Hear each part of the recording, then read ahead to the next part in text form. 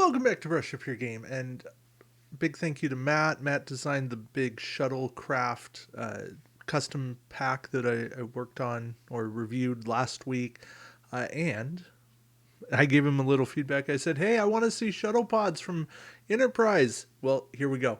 Shuttle pods from Enterprise. And so far, I'm already liking what I see. Shuttle Pod 1. An NX class ship may support this shuttle. It's a 1320, right? It doesn't make any sense for Shuttle Pod to have shields when the Enterprise didn't have any shields. So, yeah, straight up there. I like it. Scan, sensor, echo. I buy those as actions for the action bar. And then in phase here, you may place an Aux Power token beside your ship to perform a 1-speed maneuver from your dial. I really like that. That's a cool ability. I might even say, just because it's old tech, I might go like double Aux Power, just because it's like really straining the shuttlecraft to do it. But no, I like it. Just a thought, more thematic. I'm trying to go and think what's thematic to these.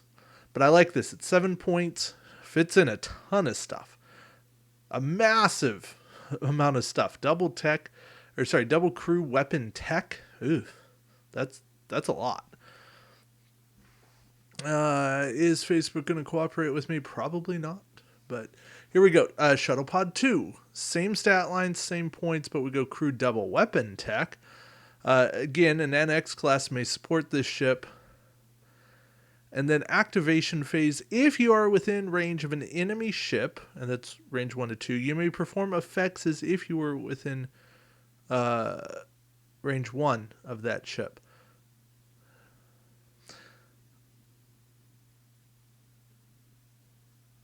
Okay, so maybe this is if you're within range 2, you can act as if you're within range 1. If that's the case, Matt, then it makes sense. And I guess, yeah, you just change it to be range 2. I guess that would be my only thing. Just clears it up. But I like it, okay? And I read your description here. Conceived of Shuttlepod 2 as used more for boarding actions and shenanigans, which I think it was when we're talking like the Zindi. No, not the Zindi, the Suliban. The Suliban when they go to retrieve data and the stuff that messed with the timeline. When they go to retrieve the data cores. Yeah. But I like it. And then generic, all the way down to 5 points. I might go with 6 just because you got this. But yeah, I think I'd go 6 points. Still keep an NX class ship may support this shuttle. But I like it. All right. A maneuver dial. 2 across the board, green. I don't think I'd make green turns. I think I'd keep, if anything, 1 turns would be green. I know that's a quick maneuver, and it also doesn't make a ton of sense to have a 2 turn be green when a 1 isn't. So I might just swap. I might make the 1s go green and the 2s go white, except the straight. I buy that. I like the come-abouts, and I like your description. Not fast by any means, but very maneuverable. I get it. I like it. Just have a couple of questions there with the dial. I'm good with the dial. Red 3 straight, red 3 banks. I like it. But, yeah, just some tweaks. In my opinion, tweaks to be made. Okay, forward and rear arc. Ooh, bold choice. Not saying it's wrong, just a bold choice. Ooh, okay, Reed and Tucker, I like that. You may not equip either Charles Tucker III or Malcolm Reed to your fleet. Sure, this makes sense. Can only really go on a shuttle pod. Or shuttlecraft, I guess. Action, place a battle station and a scan token beside your ship. During combat, you may swap either a battle station or a scan token for an evade token. If you do so, place an Aux Power token beside your ship. I like it. This is thematic. This is reflecting their flexibility. This is cool. And Matt, I definitely like the dual personnel cards like you'd see back in the CCG day. Please design more of those. I love those type of cards. And if you're stuck on ideas, I'd love to work with you on those because I love those cards. I wasn't a massive CCG player, but I loved the dual personnel cards. I think those are fun, and we could definitely use more cards like that in this game. So absolutely would love to even just brainstorm who could go in and maybe rough ideas. Anyways, here, Charles Tucker III alone. Add a tech slot to this ship's upgrade bar. When defending, you can place 3 time tokens on a tech upgrade equipped to your ship or a friendly ship within range 1 to 2 to increase your evade by 1 for the rest of this round. Like it. Plain, simple, good ability, solid, not game breaking, feels very balanced. I like it. Malcolm Reed. Action, place a battle station token beside your ship. If you're in the forward firing arc of an enemy, you may also place an evade token as well. That feels grammatically extra. Or no, I just read it grammatically extra. If you're in the forward firing arc of an enemy ship, you may place an evade token as well. That works. Clear. Feels a little pricey. I might drop Reed down to like 2 points. Just because, yes, place a battle station token, that's great, fine. Lots of Fed ships can already do that. So really your advantage is when you're in the forward firing arc of an enemy ship, get that evade token. And so doubling up is great, but since it's conditional, it shouldn't cost tons. And that's why I'd say drop them down to 2. Here, a Mako. Ooh, I like having mirror included. Although I'm confused. Oh, okay. Can only go on a Fed or mirror ship. At that point,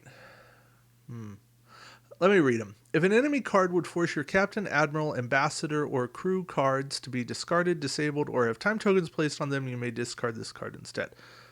Okay, sure, buy that. I'd like to see a mirror Mako as well, just for fun. I think that could just work. Or make this dual faction mirror and Fed. Oh, Balthazar Edison. Oh, from the Franklin, that's why. Okay, cool. That's gotta track everything here.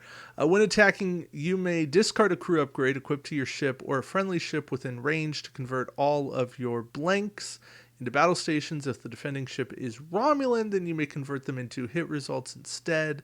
That's in range 1. Sure, I like that enough. He can only go on Fed, Fed independent or mirror. Okay, sure. Oh yeah, we can go with that. Okay, boarding mission. I like your continuation of missions. This is good. 2 hull or less in phase targeted enemy ship within range 1. Equip this card to the target ship during the in phase. Each round, place 3 time tokens on an upgrade equipped to the target ship. The controller of the target ship may perform the following: action, discard this card, place an Ox Power token beside your ship. Okay, so it's this is gonna hurt for probably around, yeah, and yeah, but I like it. I'm with David Wayland here. Nice one. Wish all the boarding cards were like this. That's fun. I like the mechanic of, I'm going to take something, I'm going to stick it on your ship. Now you have to deal with the consequences. And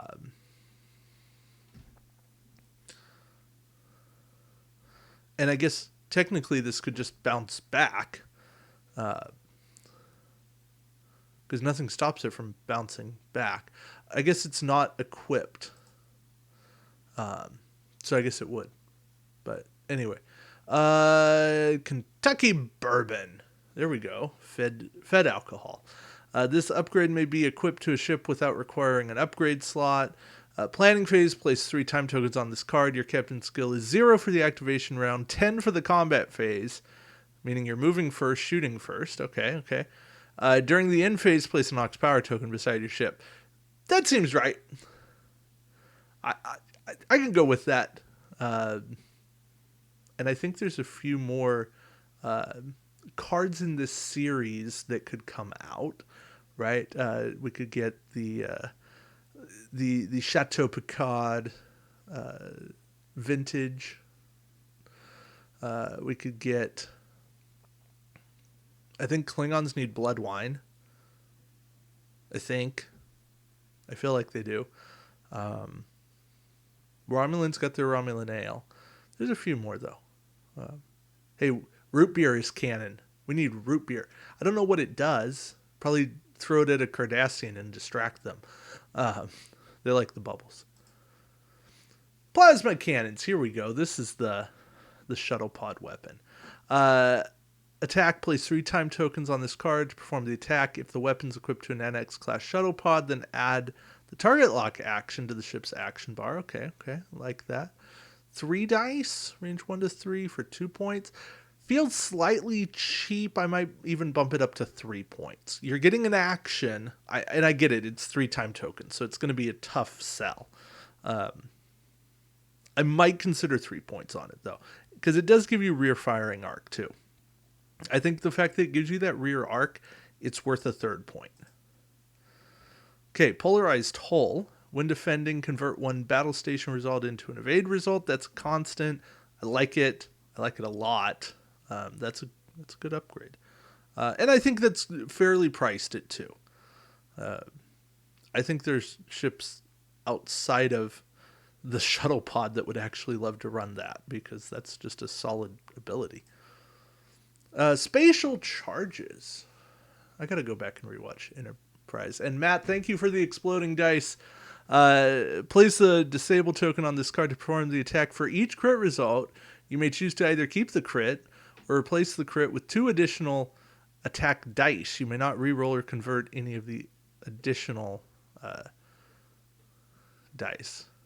Okay, that's pseudo exploding dice. It's the start of exploding dice. True exploding dice would let that just keep going.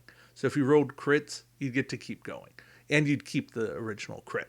I get it. It can be super ridiculous, but I like it. It's a choice. Do you keep a crit or do you roll 2 additional dice? If you've got target locks, well, I guess no, because you can't convert them.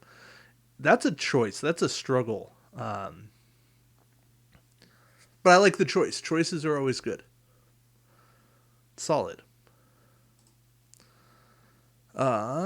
Survival mission. Again, I like your continual theme here. When defending, place a disable token on up to 3 captain, admiral, ambassador, crew cards equipped to the ship. Add an evade result to your little grammatical there. To your defense for each card you disabled. If you have no non-disabled captain, admiral, ambassador, crew cards equipped to this ship, then discard this card. Place an Ox power token beside your ship. Okay. That. Ooh. So you almost want to bring things like a Gen Cisco, a Kalana, or not Kalana, Koth, things that work to start the game, and then you can just disable them, and they're going to sit there and help you. But,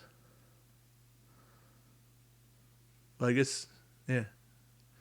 You only get it once, but you can at least leave something disabled to not have to ever discard this card to place the evade token. Anyway, it's a very interesting trade-off. I like it, and it's cheap. It's 1 point. So what's not to like?